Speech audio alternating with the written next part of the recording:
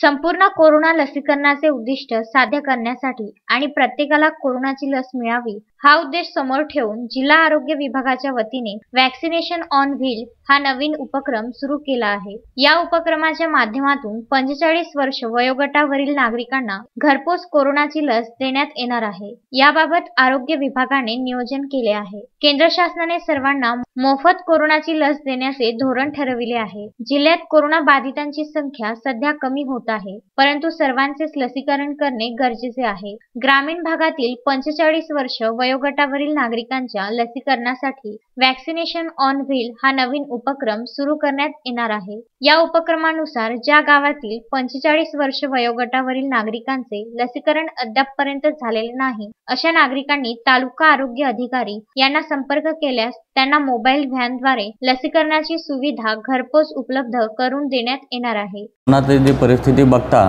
कोरोनाच्या केसेस कमी होत असल्यामुळे वॅक्सिनची डिमांडही सध्या कमी झाली। बरेचशा ठिकाणी रिस्पॉन्स न मिळत असल्यामुळे की आपलं वॅक्सिनेशन कव्हरेज वाढवण्यासाठी मान्य जिल्हाधिकारी आणि मुख्य कार्यकारी अधिकारी यांच्या अध्यक्षतेखाली आमची सभा झाली।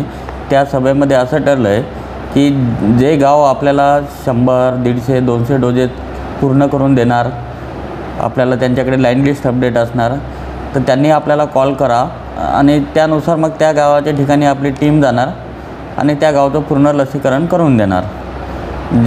तो हा जो प्लॅन आहे तो वॅक्सिन ऑन व्हील, तर हाच तो प्लॅन आहे की आपल्याला लोकांनी डिमांड नोंदवायची।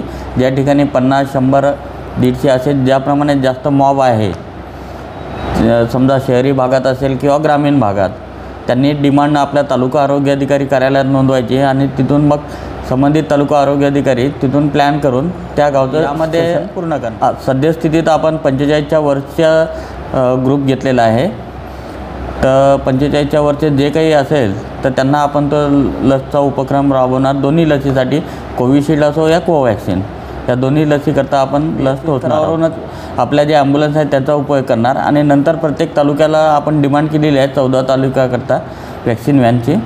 ती उपलब्ध झाल्यानंतर मग आपण प्रत्येक तालुक्याला त्याप्रमाणे नियोजन हेच राहील की गावातील जे कोणी प्रतिष्ठित नागरिक किंवा सरपंच पदाधिकारी असेल त्यांनी गावातील जास्तीत जास्त अबव 45चे जे आहेत त्यांना लसीकरणासाठी स्वयं तयार करून त्यांची जर आम्हाला माहिती दिली तर त्या ठिकाणी आम्ही तुमचं तात्काळ लसीकरण करून देऊ।